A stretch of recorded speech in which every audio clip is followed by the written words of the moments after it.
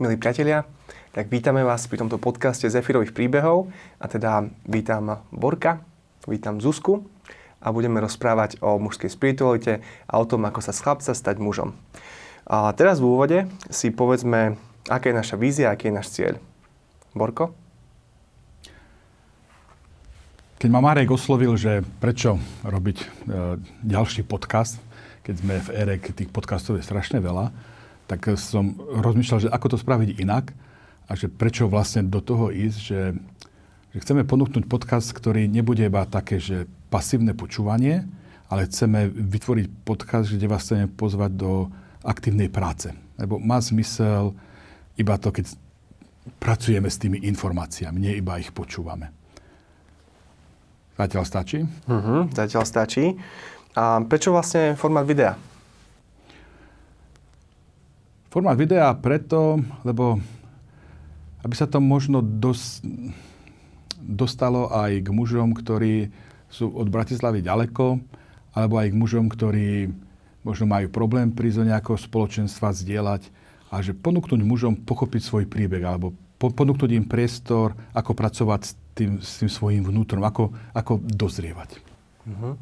Ja iba dopoviem, že tento rok sme vlastne pripravili aj s Borkom sériu duchovných obnov, ktorá bola veľmi úspešná. Prišlo 50 mužov, cez 50, na poslednej bolo 60 a došlo k nám veľa otázok, kedy pokračujeme, akým spôsobom budeme pokračovať a ako sa to dostane aj mimo Bratislavu. A teda to je aj taká technická odpoveď za nás, aby sme sa mohli dostať aj k tým, ktorí sa teda nevošli do miestnosti, ktorá predsa len má svoju kapacitu. A my tu máme pred sebou legendu o Parzivalovi, ktorá je pomerne stará, už niekoľko storočí, ale stále nám má niečo, čo povedať aj dnes. Tak, Borku, prečo si vybral práve túto legendu?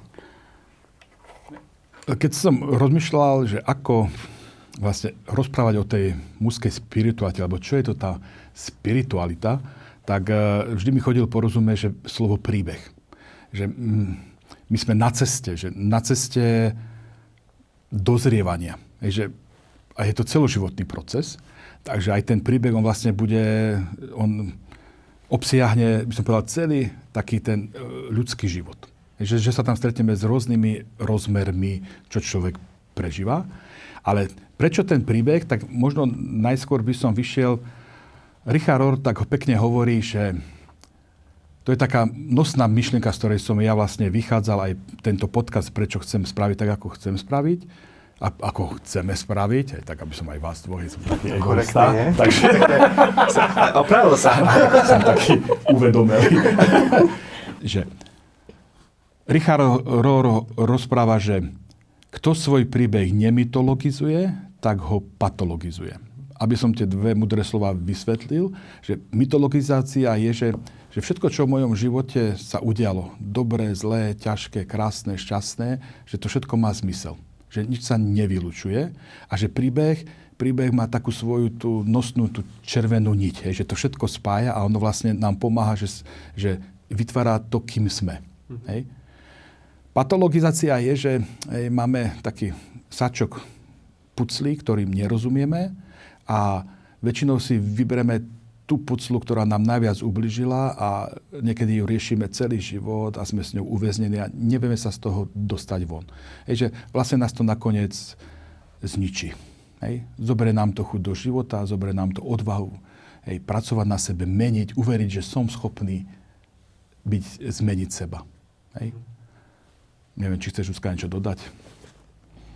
Môže byť, no. Asi stručná. Zuzka, tak ako to ty vidíš ako psychologička, túto tému mužskej spirituality? Tak vyjadrila by som sa najprv príbehom. Tak príbehy majú taký silný potenciál v tom, že v príbehu sú emócie, že tie obrazy sú tam, je tam niečo strašidelné, nejaká dynamika, niečo je tam krásne, za niečím sa ide.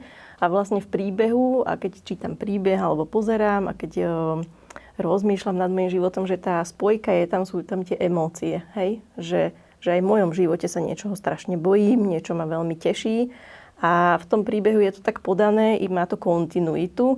Niekedy v tom našom živote kontinuitu nevidíme. Takže dáva nám to nejaký zmysel, nám to môže pomôcť ako keby vnímať, že je to odniekiaľ niekam, že smeruje to k dobrému cieľu, hej, že príbehy sú o tom, že to smeruje k dobrému cieľu a v našom živote to nemusíme tak vidieť. Hej, že môže nám to pomôcť trošku, že som na ceste, to je tiež taký veľmi silný obraz. A teda my máme pred sebou príbeh, ktorý má vyše 400 rokov. Parzival. Začiatok 12. storočia. Tak to je ešte viac. No nejakých 700-800 rokov. Pochádza to, myslím, z Nemecka. Tak, áno. Z Nemecka, áno. No a prečo práve táto legenda? Takže budeme pracovať s legendou o Parcivalovi a s legendou, ktorú napísala Wolfram z Eisenbachu, lebo sú viaceré legendy o Parzival, alebo ono sa to nazýva, že aj grálske legendy, tam to slovo grál.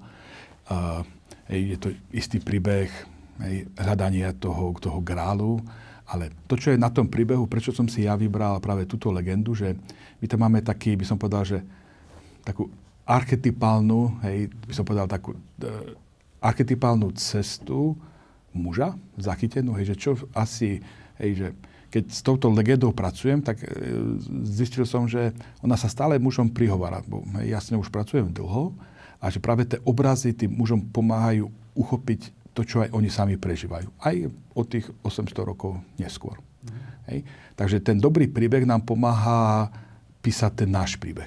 Že ten príbeh nám má pomôcť, že my máme radi príbehy, radi pozeráme rozprávky, radi pozeráme filmy, preto je tam príbeh nás láka, že bulvár funguje na príbehu, proste, že kto, kde, s kým, čo a ako, proste to nás fascinuje, ale že ten príbeh je veľmi dôležitý. Preto aj ten rok, keď povie, že potrebujeme mytologizovať, to znamená, že potrebujeme tým všetkým veciam, že aby oni zapadli, že oni majú svoj zmysel, že vytvoriť niečo také konzistentné, celistve. Takže, a tento príbeh som si vybral, že práve kvôli tomu, že väčšina klasických rozprávok, keď ich čítame, tak končí, že svadbou a končí to vetou a žili šťastne, pokiaľ nepomreli. Tí, čo pracujú v tej mužskej spirituáte, tak vtipne hovoria, že to v preklade znamená, že muž ešte vie, že chce ženu, túži po nej, chce ju dobiť, on ju získa, ale v preklade tá veta, že žili šťastne a až pokiaľ nepomreli, znamená, že on síce tú ženu získa, ale že on nevie, čo s ňou potom. To je väčšina klasických rozpráv, že oni sú tak nastavené aj pre tú ženu, aj pre toho muža tak romanticky, ale ono paradoxne ten skutočný život začína až po tej svadbe. To málo kedy v tých filmoch a príbehoch vidíme. Legenda o Parcivalovi je úžasná práve v tom, že ona nekončí žili šťastne, a kým nepomreli. Ona ukazuje muža, ktorý prešiel aj tým vášnivým obdobím, kedy bol ovládaný svojou sexualitou, potom bojuje za tú ženu, získa, má deti, ale musí ísť ďalej. Že ten príbeh pokračuje. A vlastne ukazuje, že pred mužom stoja ešte o mnoho väčšie výzvy, ako len získať ženu. A to sa mi na tejto legende páči, že nám ponúkne tú kostru, aby sme my mohli pracovať, aby sme aj my vám mohli odovzdať nejaký ten manuál, že ako vy môžete pracovať so svojím príbehom. Neviem, Zuzka, či chceš niečo k tomu dodať? No napadá mi k tomu, že práve tie rozprávky, ktoré hovoria, že muž, žena, že je tam niečo spojenie, že niečo vnútri sa mi spojí, dá sa mi dohromady, integruje, že je to akože určite to dôležité v mojom živote. A Parzival, že je to také prepojené s tým duchovnom. Viac sa to tam spomína, hoci tá integrácia je takisto veľmi dôležitá, že niečo spája vnútri nejaké veci, ktoré sú možno aj protichodné a podobne. No a ide to nejak ďalej, že aj sa tomu myslím, že tak pomenováva, že je to veľmi spojené s tým duchovnom. Aj vtedy, keď to vzniklo, vlastne tá legenda, to kresťanstvo alebo to duchovno bolo silné. Na druhej strane, že možno neponúkalo akože taký príbeh, že neponúkal taký príbeh a že sa to tak spojilo, že Parzival tiež vznikol na nejakej legende ešte predošlej a autor alebo autori to proste spojili, dali to dohromady, aby tam bolo viac tých emócií, aby tam bolo viac toho prežívania, že ako keby tak zázračne pomenovali mnohé veci, ktoré ktoré proste v tom vývine človeka alebo muža sú. Hej? Že najprv je toto je dôležité urobiť, potom môžeš ísť ďalej a toto až proste k dobrému koncu. A tak keď hovoríme o dobrých koncoch, tak povedzme si, čo bude predtým, lebo tento podcast má ašpiráciu nebyť iba o slovách a o ďalších slovách, iba o príbehoch, ale aj o úlohách a minimálne o práci. Našej práci, ale takisto aj o práci v publiku alebo práci publika. Tak Borko, čo nám povieš tomuto? Čo je úlohou poslucháčov? Ako som spomenul hneď na začiatok, že nechceme vytvoriť ďalší podcast, kde iba pasívne počúvame informácie, že to by nemalo význam. Hej? V tom takomto duchovnom dozrievaní, alebo by som povedal aj v tom seba poznávaní, má zmysel taký ten aktívny proces.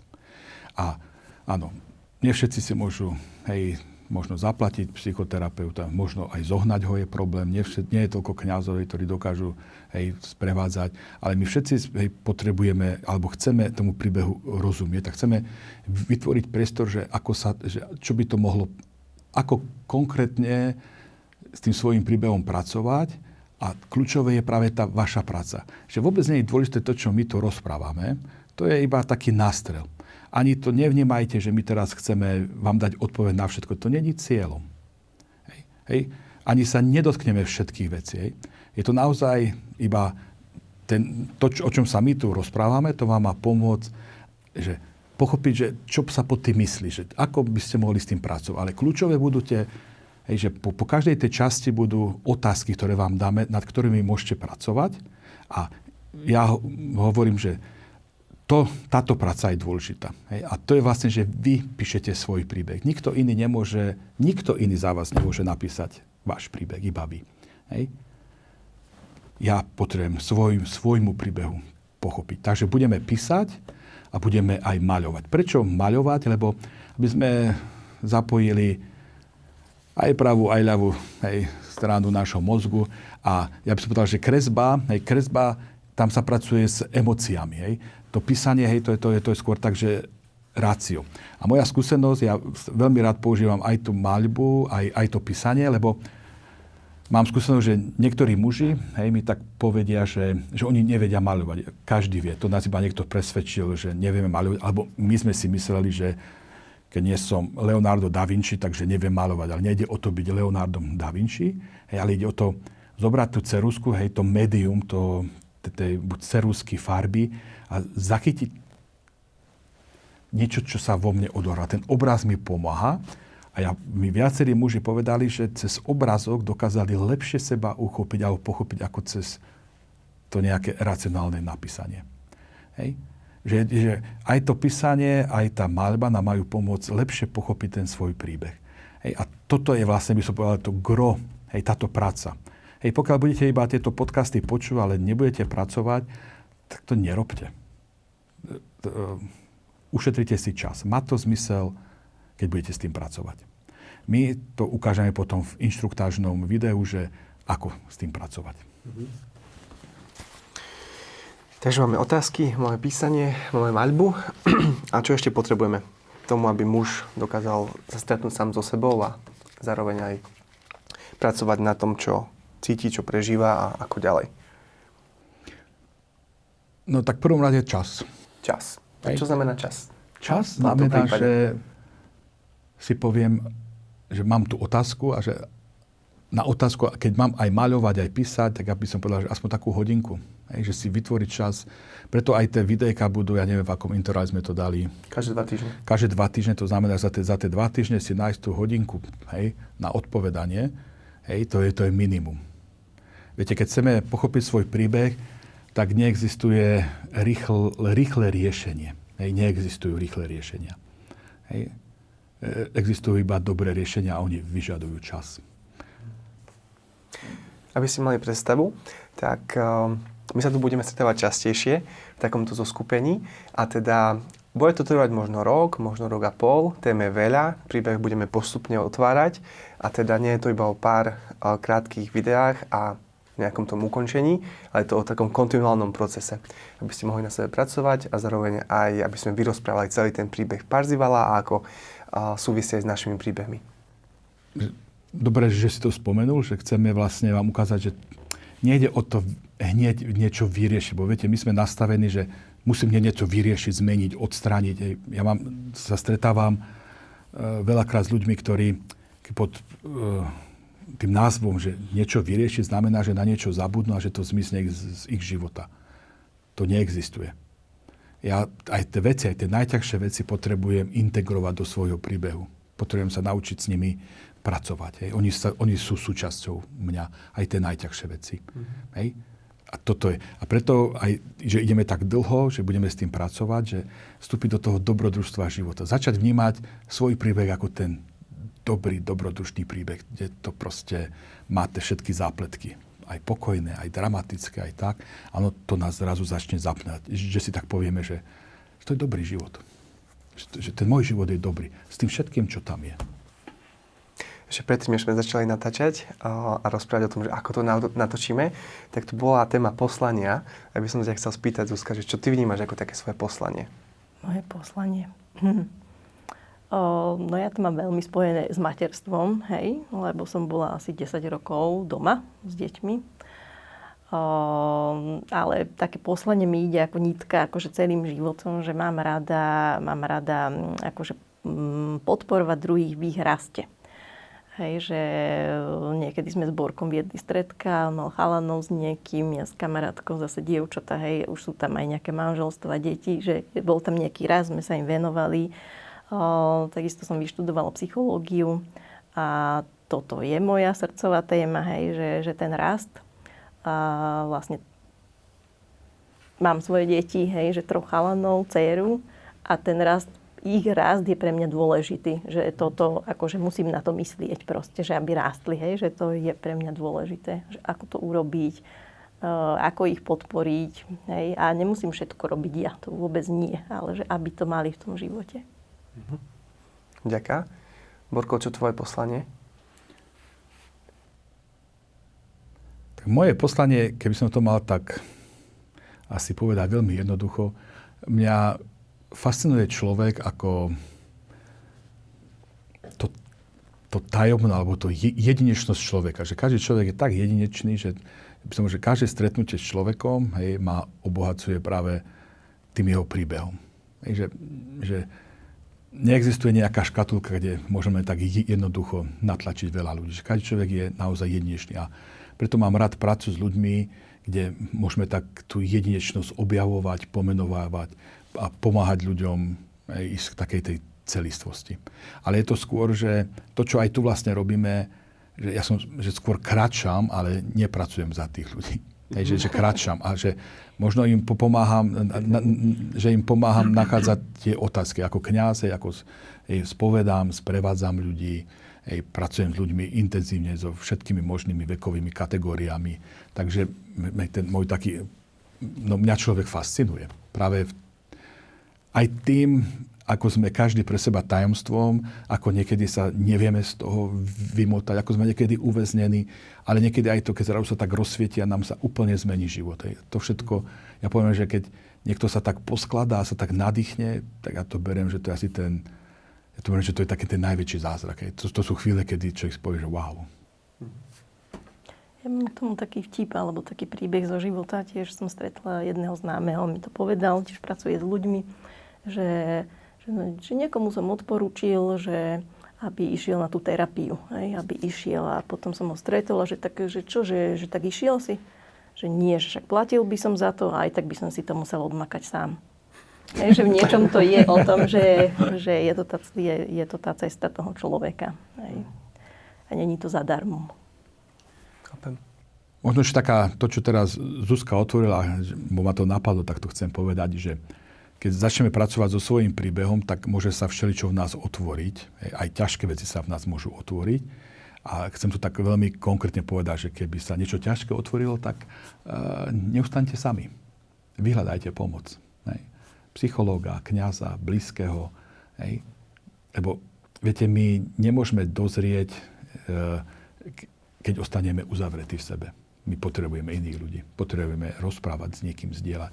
Aj poviem, že možno, aj keď by ste sa viacerí muži chceli robiť podľa týchto našich prednášok, alebo týchto našich vstupov, si takú tú obnovu, tak je super, keď by ste viacej robili a zdieľali sa, tak to je ideál. Ako sa hovorí v tej mužskej spiritualite, že osamelý bojovník je mŕtvý bojovník, ale spoločenstvo bojovníkov rastie. Hej. Stávajú sa silou v tej spoločnosti. Že, hej, chránia si chrbty, hej. Vedia si sa jeden za druhého postaviť, vedia sa povzbudiť. Tak ešte za mňa poviem, že ja sa venujem v princípe spoznávaniu môjho poslania a povolania, keďže som tuto najmenej skúsený, povedzme to takto. Som nevedela, že to robíme pre teba. Nie. Ale je to tak, že vy mi vlastne pomáhate pri tom objavovaní, takže veľká vďaka. A vlastne mňa veľmi baví vytvárať priestor, kde sa môžu ľudia stretnúť, alebo kde môžu proste načerpať. A preto ma veľmi baví aj organizovať duchovné obnovy, alebo nejaké eventy, či už tanečné, alebo prednáškové. A zároveň tak profesne sa venujem kresťanskému finančnému sprostredkovaniu. Takže mám teraz jednu takú novinku, kedy hovorím ľuďom pri stretnutiach o hypotékach, investíciách, o štedrosti. Tak sú z toho takí prekvapení, že máme aj štedrosť napríklad na stole pri financiách. Tak zatiaľ to. A pár rokov vám poviem, ako ste mi pomohli teda. Dobre, tak veľká vďaka. Môžem sa ešte do toho tak skočiť, hej, že ja som taký, vieš, tvorivý človek, tak teraz to ma tak teraz napadlo, že chcem vlastne povedať, že prečo je tu Zuzka, prečo som tu ja a prečo si tu ty. Ale že prečo tu je Zuzka, keď je to mužská spiritualita. Hej, že muž sa nestane celistvým bez ženy. Bez toho, že keď si neodpovie, že čo tá žena v jeho živote znamená. Takisto to platí aj pre ženu. Žena sa nestane celistvá bez muža, keď si neodpovie, že čo vlastne ten muž znamená v jej živote. Lebo my s tými mužmi a ženami sa stretávame, hej. Môžeme sa síce odizolovať, hej, a tváriť sa, že ich nepotrebujeme, ale budeme na nich narážať, na ten mužský svet. Hej. A to znamená, že muž môže dozrieť len, keď nájde to správne miesto pre ženu a žena môže dozrieť, keď nájde to správne miesto pre muža. Hej. Takže aj Parzival, a v Parzivale sa mi páči v tej legende, hej, ženy mali obrovský vplyv na to, kým bol. Hej. Hej. A že nedá sa, hej, stať dobrým mužom bez toho, že by som nevyriešil, čo žena pre mňa znamená. Lebo žena pre muža je aj inšpirácia, je aj pokušením, je aj otvorením istej cesty, aj nádejou. Je tam strašne veľa vecí. A je aj vyrušením. Hej. Budeme sa stretávať s rôznym. Ale to isté aj muž pre ženu je. Lebo pokiaľ nenájdeme my, že to také spoločné, že muži a ženy potrebujú obidvaja dozrievať, tak potom budeme proti sebe bojovať alebo nejako inak sa oddelovať a to nepriniesie nič dobré. Tak Zuzka, vďaka. Zuzka, chceš ty niečo k tomu? Napadlo mi, áno.